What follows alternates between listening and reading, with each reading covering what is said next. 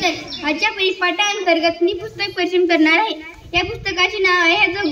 या पुस्तकामध्ये दिलं आहे की जगू कसा जगतो आणि जगूच्या कुटुंबातले माणसं कशी जगतात त्यामध्ये लिहिलं आहे. आणि जगू एक मुलगा आणि त्याची बहीण लिली आणि त्याचे आई वडील हे त्यांचं कुटुंब. आणि त्यामध्ये जगू त्याच्या आई वडिलांना कसं मदत करतो की आपण असं आहे आपल्या गावामध्ये असं आहे की मुली जागा झाडू शकते, मुलं काऊन नाही असं आहे. पण जगू त्याची बहीण लहान आहे म्हणून का तो आईला मदत करतो, जागा झाडायला काम करायला मदत करतो. आणि आपल्याला पण एक सवय आहे ना की आपण दररोज सकाळी उठतो आणि पटापट दात घासून चहा प्यायला बसतो. तसंच आपली आई जितक्या वेळात उठते तितकंच जगू उठायचं आणि लवकर त्या आटपून दात घासून चहा प्यायला बसायचं असं यामध्ये दिलं आहे. आणि आपण पण तसंच करतो ना.